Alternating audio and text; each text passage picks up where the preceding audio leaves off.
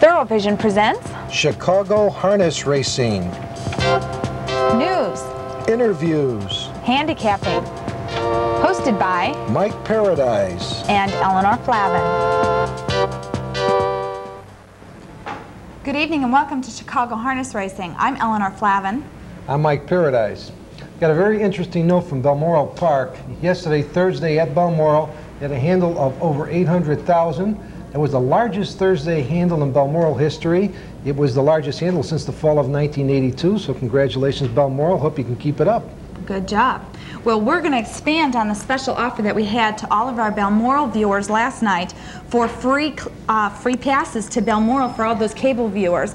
Well, in talking to Charlie Bidwell from Sportsman's Park, and I'm going to match the offer at Maywood. Any of our cable viewers watching our Chicago Harness Racing show, you can send your requests to me, Eleanor Flavin, care of Maywood Park Racetrack. Our P.O. Box is 308, Maywood, Illinois, 60153, and I will send you a free pass to the track of your choice. So write on a postcard or a letter that I want to see harness racing at Maywood Park, or I want to see harness racing at Sportsman's Park, and we'll send you free passes to enjoy an East racing at one of those three tracks. Whatever your favorite track is. I want to win this. We got a little bet wager going here, Charlie Duke and I. So, since I'm sitting in this chair and offering these people, I want you all to send me your requests to Maywood. The real winner's going to be the fan because they're going to get the free passes. Sure. So, drop her a line. It's worth the admission price. Very generous offer. We're going to do a little something different today, Eleanor. Instead of normal keeping pace, you'll be reviewing Friday's card at Maywood and at Belmoral, and later I'll be doing the same with Tony Salvaro, the voice of Maywood Park. We'll be back after this brief timeout.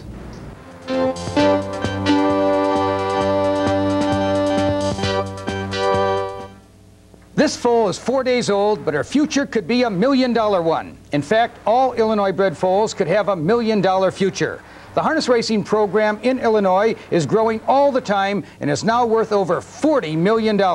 If you would like to know how to get your share, call the Illinois Harness Horsemen's Association for your free information book at 323-0808 or write them at 15 Spinning Wheel Road, Suite 406, Hinsdale, Illinois, 60521.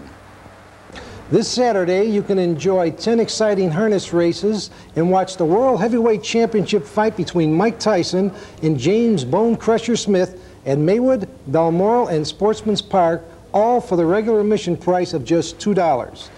Tyson, at the age of 30, is the youngest man ever to hold a World Heavyweight Championships. He's undefeated in 28 pro fights with 26 knockouts. Smith's record is 19 wins, 5 losses, and 14 KOs, including a one-round knockout of Tim Witherspoon to win the WBA title. First harness race is at 8 p.m. The preliminary boxing matches are at 6:30. The main event slated to start at 9:15. Welcome back. And today my special guest is Tony Salvaro, and he and I are going to be previewing Friday night's races tonight at Maywood. Now, Tony, the first selections we're going to make is in tonight's Daily Double. Who do you like in the double tonight? It looks like a good Daily Double. A horse I like in the first race is number 5, What a Catch, with driver Randy Jacobs. Although the program shows the horse hasn't won a race in 2 years, Jacobs normally brings his horses ready. Wonderful. Now I have a little bit different view here. I like the 6-horse Stanley Banks race with Stanley Banks, Racy Carey, and the 3-horse Walter Paisley in Australia 2A, keying the 4-horse in the second race, Greatest Moment, for my Daily Double. So a 6-4 and a 3-4. Okay, in the second race, I'll just take one horse, and that is number 3, Lustrous Rainbow. Lustrous Rainbow is the class of the race, has the speed. Tonight it shouldn't rain, should be a lightning fast track. Walter Paisley's been hot this first week at Maywood Park, and I think this horse may go to the top, never look back. Yes, and we're going straight on then to the 5th race. Okay. It's a $3 perfecta wagering on this race, and non-winners of 5 races are $30,000 in a lifetime. The purse is $6,600, and Denaway is the favorite. Denaway is the favorite, but one thing we have to remember in this race is the horse that Denaway has to beat is the rail horse number 1, Dirty Deeds. I talked with Dale Heitman last fall. He was looking forward to this 3-year-old season with Dirty Deeds simply because he thought he may be the top 3-year-old in the state. Well, let's take a look at Hawthorne. Denaway in the 4th race on February 11th. Then along the rail, Bucky Badger. There goes Denaway, charging third, now driving second. Also on the move is Thornigo. Now they're at the top of the turn. Dirty Deeds, 3 parts of a length. Danaway moving alongside second. Bucky Badger third. Thornigo ranging up strongly on the outside fourth, followed by Prairie Junior racing in fifth. For the final quarter mile, Dirty Deeds, Danaway, they're locked cannon head. Here they come, spinning out of the turn. Dirty Deeds draws clear. Dirty Deeds opens up a 3-length lead. Danaway, another move to the outside second. Bucky Badger racing now in third. Prairie Junior and Thornigo at the 8th ball. Dirty Deeds by almost 3. Danaway feels the whip to the middle of the track in second. Bucky Badger racing third. Dirty Deeds has it now a length and a half. Danaway is racing at him, but Dirty Deeds is still there. Here comes Danaway. Dirty Deeds holding on a long neck. Danaway second, Bucky Badger third. Well, as you said, Tony, it's going to be tight competition between the two of them. Dirty Deeds with the 1 hole and Danaway. Let's remember that Dirty Deeds had a race over the track opening weekend at Maywood. Danaway has yet to step on a half-miler, so it should be very interesting. Okay. I like the gimmicks. And we're going to make a couple trifecta selections tonight. Okay. My picks in the 7th race are a dollar box, 4 horses, and the first horse I've got is Unruly Budget, the one horse, and then the 3 Dashing Egyptian, with the 8 Account Dancer and the 7 Fox Valley Eclipse and Randy Jacobson. He's having a wonderful meet here at Maywood. It's young, but he's having a good meet. So a dollar box trifecta in the 7th race. 1, 3, 7, 8 is my selection for tonight's trifecta. That's great. I'm planning on winning tonight because I'm going to play the 10th race. Okay. In the 10th race trifecta, I do like number 1, BB's Paul. Always liked Maywood Park, not a front runner that may hurt him a little. Number 2, Rob Rico, had a start over the racetrack last week on a sloppy track. He likes to show speed. He can do so with the 2-hole. In the same race, PT Skipper, another Randy Jacobs horse. Maybe a good night for Randy Jacobs. And number 9, Harper's Bazaar, the heavy favorite over the same field last week. He was trapped in the 9-hole. Tonight, again, he has the 9-hole. Chances are he may try to get a good suck-along trip. So I'm going to box 3 horses in the 10th race. That's a 1, 2, 6, and 9. Well, let's see how... Sounds easy. Sounds easy, yeah. Let's see how our selections go. Now, coming up, Tony and Mike Paradise are going to be previewing Saturday night's Maywood and Sunday Belmoral. We'll be back right after this.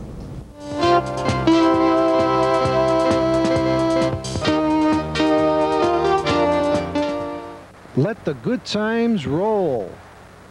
Come on out and join in on the excitement of harness racing. Be a part of all the thrilling action. Cash in on all the fun. Get on the right track. You can bet it's where good friends can always meet to have a good time. It's harness racing.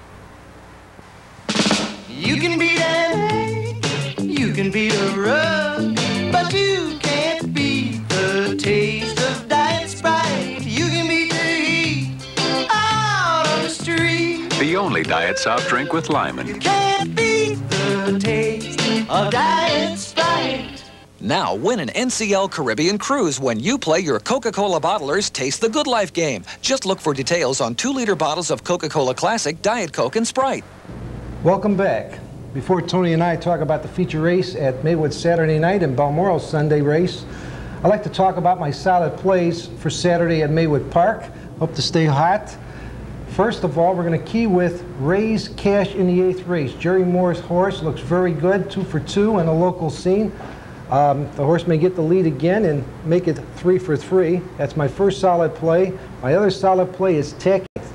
I like Tacky at Maywood because this horse can explode from the gate and get on top in a hurry. And that's the place to be at Maywood on the lead. They're going to have a tough time catching Tacky in the 9th race Saturday at Maywood Park. Now let's talk a little bit about the Saturday feature, Tony. Well, Tony, it's an excellent feature Saturday at Maywood Park. 5 horses, all very competitive. And before we take a look at what I think and what you think, let's take a look at last week as you called the race. Into the clubhouse turn, it's Ritmo maintaining the lead, but Broadway Express is on the outside of challenging second. Bronze Hill is right there in third. It's Goodnight Fulton. He follows cover in fourth, and Charge Plate is on the move. Now they come into the backstretch, moving for the final quarter. Ritmo draws clear again. Now Bronze Hill nowhere to go in second. Here comes Goodnight Fulton. Now moving fourth. Now third. Now second on the outside. Charge Plate. He's on the move. Now they drive by the 3/4 mile mark. It's Ritmo. Parts of a length. Goodnight Fulton drives on him on the outside in second. Charge Plate ranging up in third. Around the turn, Ritmo is your leader. Here they come, turning for home. Ritmo cuts the corner. Goodnight Fulton is out for the drive. Here comes Goodnight Fulton. Here comes Charge Plate on the far outside. It's Charge Plate on the outside to take command. It's Charge Plate at the wire. Well, Tony, that was a heck of a race, and as you saw it, it looked like, not that everything was set up for Charge Plate, but it did go his way. Well, the speed backed up, Mike, as you could see in the third quarter. They were already going to the whip up the backstretch on the lead horses, and Charge Plate, a patented closer. I'm sure Randy Jacobs was just licking his chops. Well, tonight, I want you to take a look at my line as it appears in the Tribune for Saturday. I've got number 1 Spensive at 4-1, and I got High Volt Osborne at 6. Goodnight Falcon at 6. I made Charge Plate the 8-5 favorite and Ritmo the 9-5. What's interesting in this race, Tony, is that Spensive was sold at 6 figures and has a new driver in Mark Albin. And the horse that Ritmo was going to get Doug Larson, who used to handle Spensive. Right. Now, you know, Mark Albin, as you well know, Mike, likes to go to the front end with everything he drives. Spensive never goes to the front end. That's right. So it may be a little confusion at the start, but I have a hunch Ritmo may just circle him right at the first turn. Is that who you're going with, Ritmo? I'll pick Ritmo. It's going to be a fast track, as I said earlier, and it looks like they're going to have to go perhaps better than 157 to beat him. I like Ritmo also. I don't expect the same speed battle. I think Charge Plate is the horse to beat, and let's not give up on Spensive, even though he doesn't get off to a good start. He has the ability. He's won at Yonkers. Right. Now let's take a look at Sunday big race at Belmoral, and Vicki Knox, the racing secretary, put up a good one. If you take a look at your screen, I'll give you my line as it will appear in Sunday's Tribune. And as you can see, I've got number 6, Mercedes Hanover, as the 6-5 favorite. Now, Mercedes Hanover was not in the race last. This 4-horse Raven Ability was.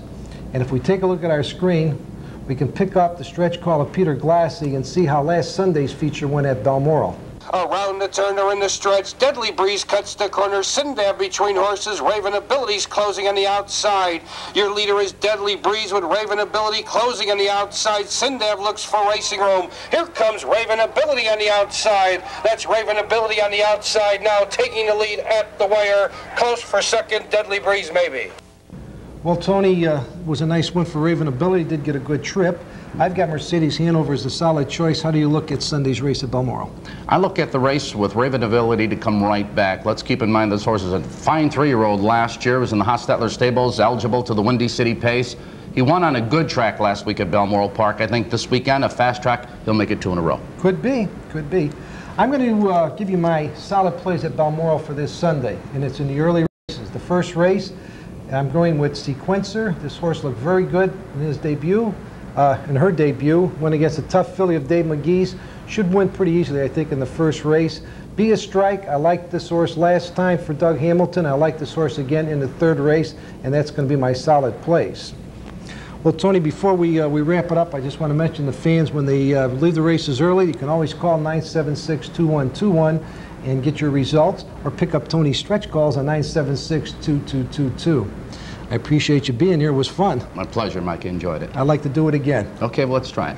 Well, that's all for tonight. We'll be back Monday. Thanks for watching.